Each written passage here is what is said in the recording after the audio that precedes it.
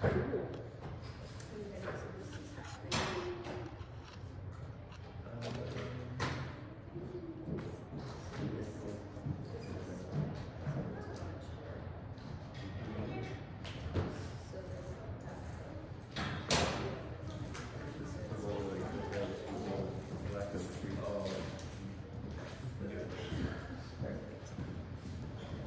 of mine called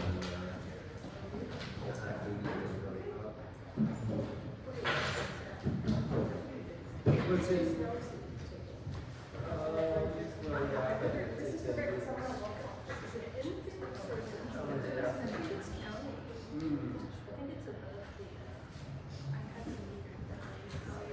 Maybe it was a different spot.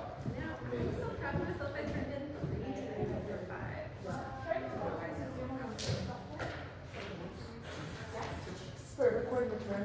Yeah. Okay.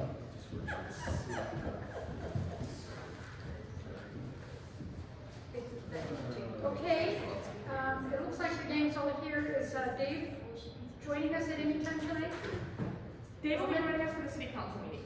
He is not our services manager. Okay, that's right. All right, so with that, let's go ahead and call the Talent Urban Renewal Agency special meeting to order at 6:15. Roll call, please. Board Member Renewal. Here. Board Member Greider. Here. Board Member Castillo is not present. Board Member Byers. Here. Board Member Carlin. Here. Vice Chair Clark. Here. And Chair Harris. Here. Chair Young. Thank you. Do we have any speaker request forms for tonight? I have not received any. All right. Item number 3 on the agenda is items from the Executive Director. 3.1, consideration of intergovernmental agreement number 7446, Intermediate Housing Solution Program with Oregon Housing and Community Services Department. Staff report? Great, thank you, Chair. Recording in progress. Lucky you got to do it twice tonight. Okay. Are we running? Soon? Yeah. We're not tonight. We'll try and figure out ways that we can best record the audio to make sure we can share it online. And so we're testing tonight, recording via Zoom just between Hector and I. Because last time the audio we got was in such bad repair from City Council that this is our backup plan. So we're not on Zoom? I thought, okay, I'm sorry, I misunderstood. Part of me there, I'm just recording the meeting for the minutes. It's my misunderstanding, I'm sure. All right. And we can also put those links up on YouTube afterwards. Exactly. Yeah. Yep. Great. So yeah, so I'm sorry. Do you want to fill out a speaker request form? Okay. We can't hear you ever. Oh, you guys can't hear? How about now? Understand? Is that better? Okay. Thank you. Appreciate that. So everybody, please speak directly into your microphone so that we can hear. It's been kind of a curve trying to get back to being live, but we all remember from before that microphones are a key part of this whole thing. All right. So I'm sorry. I really genuinely thought maybe you wanted to fill out a form. So go ahead. Okay, thank you, and thank you everyone for joining on this special meeting for TURA tonight. This agenda item is to review the grant agreement that has been written with the state for TURA to take over ownership of the travel trailers. Right now, they're currently owned by Retreat, but Retreat is exiting from project management, and so the state has asked that TURA take over the trailers, and then we will lease the trailers and the site to Access to continue to provide the Gateway Transitional Housing Program. So before you all is the contract agreement with the state, the IGA with the state for taking on those travel trailers. And there are some things I want to highlight for you all to be aware of in this grant agreement. One of the travel trailers can only be used for the purpose of housing wildfire survivors. If you want to change that purpose, we will need to get written approval from the state, and there's a process for doing so. The other thing is that we are allowed to subcontract use of the trailers over to Access, which is what we plan to do. And that TURA must get commercial property insurance on the travel trailers. What that commercial property insurance says is that if damage occurs to the trailers, we have insurance to help cover the damage. Now, there was a lot of concern between myself, our insurance agent, and the state over this provision. Early drafts required that we always kept up and maintained the 53 trailers. The way it's been rewritten into this draft is that we're required to maintain the trailers as long as they're covered by insurance. For example, if something happens to a trailer that makes it untenable, but insurance will not cover the claim, TURA will not be fiscally responsible for replacing that trailer. Which is a great thing, it just puts less financial risk on us. However, there is one financial risk element that both us and Access are facing, and that is that this grant agreement is based off the current biennium budget of the state, which ends June 30th, 2023. So right now, this contract can only cover the costs through June 30th, 2023. We are working with the state in hope and expectation that there will be more money set aside in the next biennium budget that starts July 1, but that will not be a for sure thing until the state passes its budget. So that's something that we're aware of and we're in talks for, and I do still recommend moving forward with this contract so that we can make a smooth transition to Access. Yeah.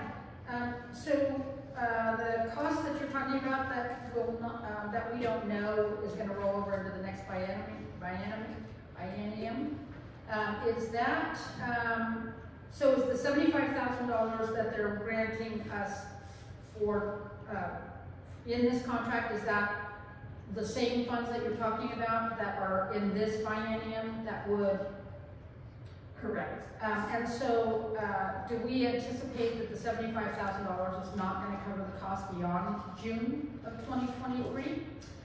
So what that $75,000 will cover is the cost of titling, registering, and insuring the trailers, insuring them through June 30th. The risk that the agency faces is after June 30th, if the state does not appropriate any additional funds, we will be fiscally responsible, financially responsible for about $25,000 a year, which is the cost of the insurance for the trailers.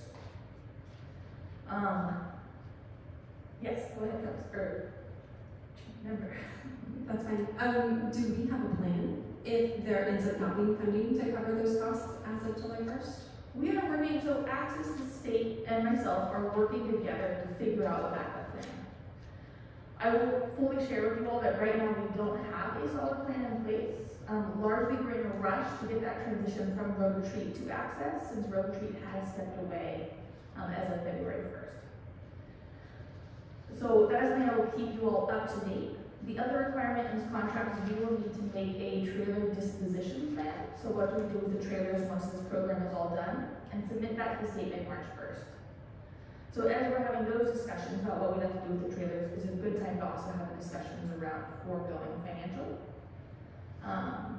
Both the state and Access are aware that transitional housing is needed much farther past June 30th. They do have appropriations that are linked to the federal funds that are coming down the pipeline, CDBG TR. The reason those are tenuous is because they have not yet been released for use, because they're still going through some of the check processes.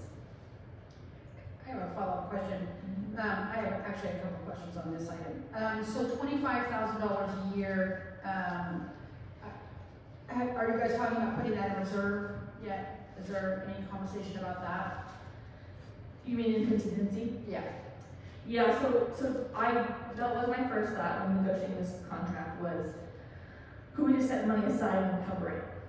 And the cost can only cover expenses incurred through June 30th, 2023. So also, when I think about doing the math, 53 trailers divided by 25,000 divided by 12 months, has anybody done an analysis if those costs got passed on, the increased rents, what that would be? Yeah, so the annual cost, not the per month, is about $450 to $500 per trailer. So divide that by 12 months, it's really only $50 to $60 per trailer. Per month? Mm-hmm. Yeah. Okay, that's I thought it would be about $50. So. Yeah, so it could be, rolled up in the program cost if need be. So, is there any conversations about budgeting $25,000 out of the TURA budget? Yeah. For the following year, and And then we can talk about Yes. Plan B as a Plan B. Absolutely, and I will say right now we have 100,000 in our current year budgeted for the gateway project that we have not yet spent. Okay, So we have some cushion. perfect. Thank you. Yeah. Any other questions? I have a follow-up question. What are the discussions about the dispossession potential plans right now? Yeah, so the state's main priority is they'd love to see those RVs continue to be used for emergency response. Our position and access position is we'd love to see those trailers go to the families that are living in them as kind of an equity boost / continued living if they're still in unstable housing. Right now, the state's open to the conversations, but the conversations haven't advanced to the point of what's the best use for them. That'll ramp up in that March timeframe. So as not to cause a public confusion, when you say continued living, you don't mean on the gateway side? Correct. Right, okay, I'm sorry, go ahead, Member Myers. No, it's fine. Follow-up question to that. If that's the case, and the hope is for long-term use of these trailers, who is going to be responsible for general maintenance that is not covered by insurance? Yes, so that will fall under access. They will have a contract with a, I forget the correct term, but an RV maintenance provider, much like Road Retreat had, to make sure that all the pipes are working fine, they do annual inspections and the like. Follow-up. So just to confirm, TURA would not be responsible for the financial, for the funding of general maintenance. Correct. Thank you. Any other questions? Member Ryder? In the very beginning, when you said fire survivors only, wasn't there a family or two there that wasn't fire affected, or is that? There were. So the way it worked prior to these agreements coming up is the state had an agreement solely with Road Retreat for the ownership and use of the travel trailers. In that agreement, they have Road Retreat, they said wildfire survivors or if none would be identified other folks in need of housing. And so that is the contract that Road Retreat followed. The contract that they're now writing with Access and with us limits it to fire survivors. So have they left? They have, so currently on the site are only what's called certified wildfire survivors, meaning that they have been reviewed by Access to have been fire impacted. Member Myers? I'm just full of questions. Sorry. So, an earlier vetting process was focusing on families with children within the Phoenix Town School District as prioritized community members in the Gateway Project. I'm wondering if that prioritization has changed to incorporate perhaps displaced seniors who are still not able to return home. So we have asked in our, we'll see on item 2 in our lease agreement with Access, for them to just prioritize folks who were previously living in town or Phoenix that were displaced by the fire. However, Access does have the flexibility to identify those most in need. They have been the on-the-ground provider for housing services since really day one. Thank you. I just want to clarify that when we're not turning these over, are we? I mean, we're not having occupant turnover in them, are we? We are. And that will continue through the life of the contract? That is currently yes. Unless the use of that gateway site changes, in which case we will have to create a ramp down plan with Access for the use of the site for that program. Okay, and so my next question then is, where are we with the RFP process for the gateway site? I say the mic and the mask really don't mix. So we have hired Tom Humphrey, and Tom Humphrey is helping develop a plan for drafting an RFP. He has identified areas that he wants to get more information on before writing it. In particularly, he wants to dive deeper into or prioritize some culturally appropriate living, and he wants to just dive into some local community groups to better understand what that means and what that looks like to appropriately capture it in the RFP. Great. One more question I have. Do we know when Renaissance Labs is going to be occupied? Well, that's a great question. I will have to get back to you on when that time is. Yeah, great. But is it within 2023? Yes. Okay, great. All right. Any other questions? Thank you, Jordan. Yeah, and I will say, I don't even notice that they started work on Anderson Vista as well. I'm sorry? Anderson Vista has also started construction. Oh, yeah, great. Anderson Vista, yes. Terrific. Is everybody doing okay with volume up there? We doing okay? All right, terrific.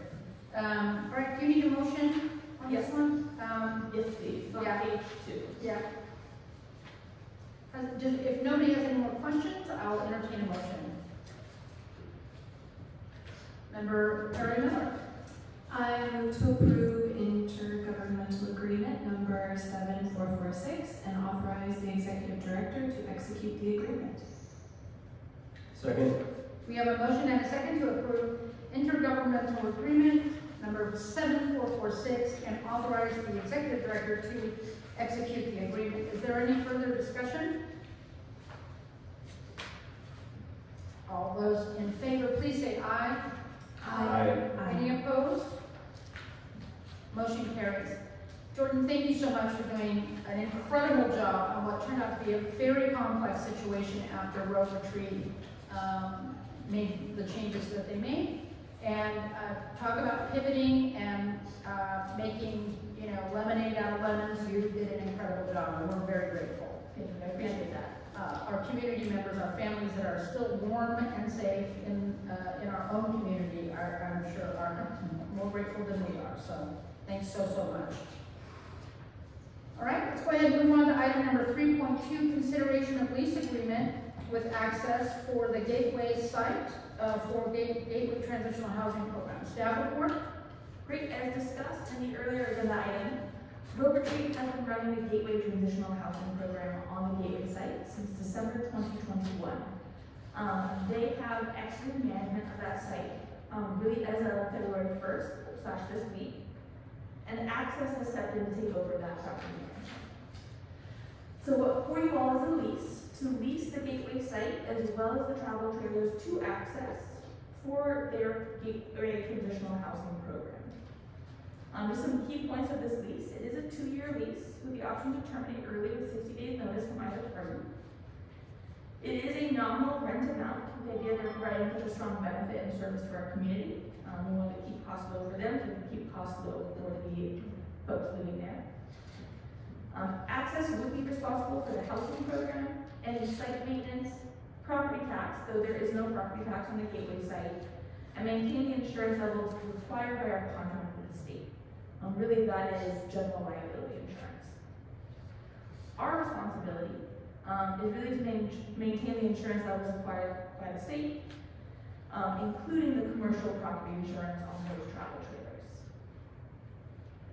There may be minor edits to this. Access and I are passing this back and forth. If there are any substantial edits to this draft before you all that changes the intent of the document or any of the risk to the agency, I would bring this lease back before you all to review. I'm hearing you say that you're not seeking any authorization for any further amendments unless they're substantive. Yes, I'm looking for approval to move forward with this lease tonight unless substantive amendments occur. Understood. Any questions? All right. Seeing none, I'll entertain a motion. Member Perry Miller? That was fast. I actually did have a question. Okay. Sorry. Okay. Jordan, for the participation fee, has Access indicated if their intent is to continue on with the type of fee that Road Retreat was charging folks? I'm just thinking about the possibility of folks having an increase in rent, which I can't imagine they would want to do, but just wanted to check. Yes, so Access is looking to keep rent at the same level that residents are currently being charged. The difference is, and this is where the finances get complicated, is Access is offsetting the cost of that rent through the state provided funding. So Access's agreement with the state is for rental assistance for folks in transitional housing. follow up? Member Panamara? So to fully offset it, because they were partially, I think, offset. It is income based. So it's a percentage of offset depending on what your income is. Were they doing that before? They were, so Road Retreat, so Access was paying on behalf of residents to Road Retreat. Now it will be simply be an Access involved operation. So I think the conclusion to draw would be for the folks there, the rent is not going to change. Correct. Okay. So this is a question that reaches back to the last topic. In the event that rent needs to be increased to cover the $25,000, if that ends up being Plan B, and I'm not suggesting that it is, would that also be covered by those emergency housing funds? The hope is yes. Access faces that same cliff issue that we face with the current contract they have with the state.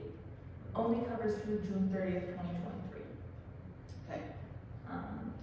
The expectation is that there will be a budget line item included for the continuation of these types of services in the next biennial budget. Very good. Member Grider? The contract through June 30th is for housing funding, right? So not their services or their work. Like they can continue, Access can continue service, right? Regardless of what happens with the funding for the sheltering. Is that? Yeah, so Access has their primary services. When the fire hit, Access became designated as the main permanent housing solutions navigator, along with a couple of other community groups. So the services they've ramped up for that have been paid for with state funding. So Access will continue RICO services, and I will say in my weekly talks with Access, they are 100% on board with continuing to provide these needed services and to get flexible on where funding comes from. But that is just a current main budget source does come to the end on June 30th. I wonder if we could, at some point in time, in the near future, get some data on how many families have been settled from the Gateway project. I think that would be some good data to have. Absolutely, and it's one I'm looking forward to having better access to, working with Access and having some more communication points than we had with the prior property manager. Yeah, great. All right. Follow-up comment to that. Yep. I would like, in addition to that data, to have information about the people who are currently on a wait list for housing still, especially within the Gateway project or whatever reason. I'm sure that can be included. And I think this is a separate comment but related. I think it would be helpful for our community to be able to find Access's vetting rubric or whatever that is on the TURA website, or at least a link to it on the Access website, so that we can be as transparent about how people are finding a home in that space. I appreciate that feedback. Great thoughts. Okay. Any further questions? Thank you, thoughtful colleagues. I'll entertain a motion. Member Clark. I move to approve the lease agreement with Access for the Gateway Transitional RV Park and authorize the executive director to execute the agreement. Second. We have a motion and a second to approve the lease agreement with Access for the Gateway Transitional RV Park and authorize the executive director to execute the agreement. Is there any further discussion? Seeing none. All those in favor, please say aye. Aye. Any opposed? Motion carries. Thank you again for great work. This is a considerably better lease agreement than the previous one. Thank you very much. I will say though, I've been pretty darn impressed with the progress that Road Retreat is making in their recovery as well, and really excited about their new executive director, Sam Engel. Yeah, Sam Engel. So I think they're off to a really good start in their recovery, and I'm really glad to see that effort will continue. All right, looking at the agenda, there is no more items for this special meeting. It's 6:39, we'll take a break, and I'll see you all at the council meeting. This meeting's adjourned.